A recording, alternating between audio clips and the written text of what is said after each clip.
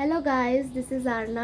तो आज हम देखने वाले हैं पद्य विभाग को कैसे कवर करना है। लास्ट वीडियो में मैंने गद्य विभाग को कैसे करना है पूरा डिटेल में बताया है। अगर वो नहीं दिखा तो पहले उसको देख लो, उसके बाद you can continue with this video. ठीक है, तो आपको सीक्वेंस भी सब कुछ पता चलेगा।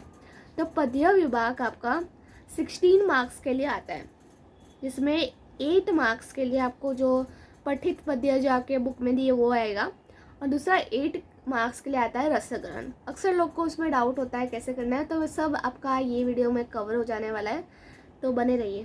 ठीक है, तो पहले समझते हैं पठित पद्य को आपको कैसे पढ़ना है, और उसके पहले भी समझते हैं आपके लेसन में कौन से पद्य है, तो आपको एक्जैक्टली पता चल जाए।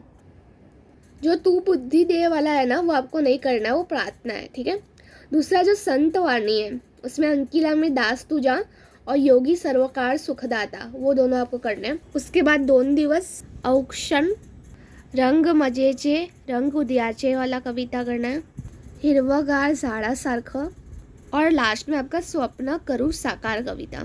तो कुल मिला के 7 कविताएं आपको प्रिपेयर करनी है। तो ऑल द बेस्ट। कैसे प्रिपेयर करना है मैं बता रही हूँ। देखो, आपको पद्य विभाग के लिए आपको कोई भी पोयम दी जाएगी। जैसे ये एक पोयम दी गई है, कोई भी पोयम, ये 7 में से कोई भी देंगे, तो पहले आपको पोयम को समझना है। ठीक है, आप कोई का भी लेक्चर देख सकते हो तो आपको समझ आए। ठीक, जो भी टीचर आप कंफर्टेबल हो, आपके स्कूल के टीचर हो सकते हैं, ट्यूशन के टीचर, अगर आपने ट्यूशन लगाए तो ट्यूशन के टीचर, या यूट्यूब पे, आपको पहले पोयम समझना है। पोयम में हर एक वर्ड का, अगर आप मराठी हो तो आपको आराम से समझ आएगा मोस्टली सब कुछ, पर अगर आप कोई और लैंग्वेज आपका मदर टंग है तो आपको हर एक वर्ड का मीनिंग समझना है। उसके लिए आपको क्या करना है, डाइजेस्ट आती है, आपको पता है ना, अलग अलग पब्लिकेशन की, जैसे नवनीत है, टारगेट है, वैसे बहुत सारी पब्लिक में कोई भी स्पॉन्सर नहीं है। आपको जो पसंद आए, जो डाइजेस्ट आपके ट्यूशन वाले ने दिए हो, जिसने भी दिया हो, उसमें से आपको हर एक मतलब समझना है, मीनिंग ऑफ द वर्ड। ये काम हो गया, आपको पोयम समझ आ गया। उसके बाद आपको प्रैक्टिस करना है छोटे छोटे क्वेश्चन, जैसे आकृति बंध पूर्ण करा, ऐसा ही आधा, तो 4 मार्क्स जो है 8 में से उसका ही है। जैसे आप ये देख सकते हो, कौन टे लिया है, ये आपके डायरेक्ट पैसेज में से पूछा गया है। वापस आकृति बंध पूर्ण करा है, तो बेसिकली आपको इसकी प्रैक्टिस करनी है। अक्सर कोई क्या बुक बैग से आता है, ऐसा बहुत कॉमन नहीं है, कहाँ से भी पूछते हैं, आया तो बहुत ही अच्छी बात है। पहले बुक बैग सॉल्व करनी है। ठीक है, जैसे ख़त्म हुआ पोयम, बुक बैग पूरी स्टार्टिंग से एंडिंग ख़त्म कर दो। और अक्सर दूसरी एक बात है, आपके बुक में जो जब पोयम ख़त्म होती है तो ऊपर शब्दार्थ करके दिया होता है। क्या दिया होता है? शब्दार्थ करके। जैसे ये बुक है मेरी, इसके ऊपर शब्दार्थ करके सारे पोयम की मीनिंग्स दिए गए हैं। अक्सर वो लोग जो शब्दाचे अर्थ लिया होता है ना, इधर से सारे नहीं आते हैं, कुछ कुछ इधर से आते हैं। जैसे क्वेश्चन है, पुढील शब्दाचे अर्थ लिया, इधर दूसरा जो क्वेश्चन है, तो आपको इसके लिए मैं बता रही हूँ, एवरी जो आपका मीनिंग है वर्ड है आपका प्रोज में, आप सॉरी प्रोज क्या, पोएट्री में, आपको उसका मतलब समझना है। इसलिए मैं बता रही हूँ, क्योंकि ये आगे आप अगर वो क्या बोलते हैं, काव्य सौंदर्य नहीं,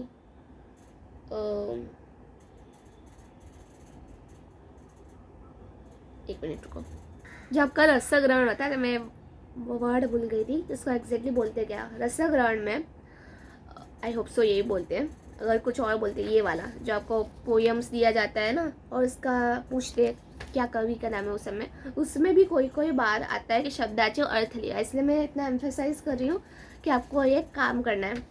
उसके बाद है काव्य सौंदर्य। इसमें अक्सर कोई बार क्या करते हैं वो लोग कि कोई भी पोयम की 2 लाइन देते हैं और उसको बोलते हैं कि इसका मीनिंग लिखिए, और दूसरा बोलते हैं कि आपको नॉर्मली, जैसे आपका उधर क्या था, पर्सनल रिस्पॉन्स वाला क्वेश्चन था ना, सो क्या बोलते थे, स्वमत, ऐसे क्वेश्चंस भी आते हैं काव्य सौंदर्य में 2 मार्क्स के लिए। जैसे आप इधर देख सकते हो काव्य सौंदर्य है, तो ऐसे क्वेश्चंस भी आते हैं। तो इसके लिए क्या करना है, पहले तो बुक बैग सॉल्व करना है, सेम जैसे मैंने आपको प्रोज में बताया था लास्ट वीडियो में। उसके बाद PYQ सॉल्व करने हैं, और आपके डाइजेस्ट में अक्सर वो लोग पोएम के 2 मीनिंग लाइन दिए जाते हैं और उसकी मीनिंग दिए जाते हैं। ठीक है, तो वो उसको समझना है। जितना आप पोएम को समझोगे ना, उतना आप इसके आंसर को लिख सकते हो। अब समझते हैं रसग्रहण को कैसे करना है। देखो, मैंने बताया कुल मिला के आपके 7 पोएम्स होते हैं, राइट। फिर आपको कैसे एग्ज़ाम में आता है, ठीक है, आपको दिख रहा है ऐसा आता है, 2 पोएम्स दी गई है, ये और ये, दोनों का ऑप्शन होता है कि आप या तो ये पोएम लिखिए या तो ये पोएम लिखिए, ठीक है। पहले क्वेश्चन तो सेम ही होता है, कवितेचे कवि और विषय, और पर बाकी सारे ऑप्शनल होते हैं, ठीक है। कौन से ऑप्शन में आते हैं वो भी बताऊँगी। तो पहली बात, आपको 7 पोएम्स दी गई है और वो उसमें से भी आपको 2 में ऑप्शन है कि आपको कोई एक लिखना है, तो एक पोएम का आप रसग्रहण छोड़ सकते हो। पर ये भी रिस्क है कि वो बता रही हूँ कि कोई के बार सरल अर्थ या आपको कोई तो आंसर जो बाकी ऑप्शनल है, जैसे संदेश है, आवडण्याचे ना आवडण्याचे, सरल अर्थ है, और एक और है आपका अर्थ लिया, शब्दाचे अर्थ, इसमें से कुछ भी 3 आएंगे आपको 6 मार्क्स के लिए। तो आप अगर आपके साथ कम टाइम बचा है, ऐसा कोई केस है, तो आप एक पोएम का रसग्रहण छोड़ सकते हो, क्योंकि 2 में से आपको एक ही करना है। एक आपको नहीं आया, वो आ गया, और उसके सामने जो आ रहा है वो आया, तो आप ऑब्वियसली वही लिखोगे। तो ये एक चीज़ आप कर सकते हो। तो इसके लिए आपको पहले सारे पोएम्स का जो कवि या कवयित्री है वो याद करना है, विषय याद करना है। अगर आपको चाहिए कि मैं रसग्रहण के ऊपर भी वीडियोस बनाऊं, क्योंकि मेरे 10th के अभी तक मेरे पास है कि कौन से रसग्रहण कैसे लिखना है, तो आप कमेंट में रसग्रहण लिख सकते हो, तो मैं इसके वीडियोस भी लेके आऊँगी अगर आपको नीड हो तो आपको वो सब प्रिपेयर करना है। ये आपको घर से ही याद करके जाना है, ऐसा नहीं कि ऑन द स्पॉट लिखना आता है, नहीं। आवडण्याचे ना आवडण्याचे कारण आप घर से याद करके जा सकते हो, संदेश आप घर से याद करके जा सकते हो, सरल अर्थ मतलब 2 पोएम की लाइन्स दी है उसको लिखना है, वो आप घर से याद करके जा सकते हो, शब्दांश अर्थ भी आप घर से याद करके जा सकते हो।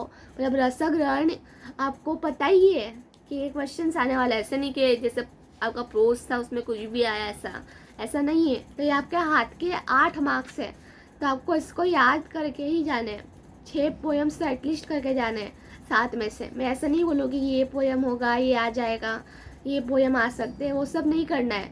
अक्सर लोग प्रेडिक्ट करते हैं, मैंने देखा है बहुत सारे वीडियोस में कि ये आपको पोएम के नाम बोलेंगे, ये आएगा, ऐसा नहीं करना है। एटलीस्ट 7 में से आपको ज़रा भी रिस्क नहीं लेना है।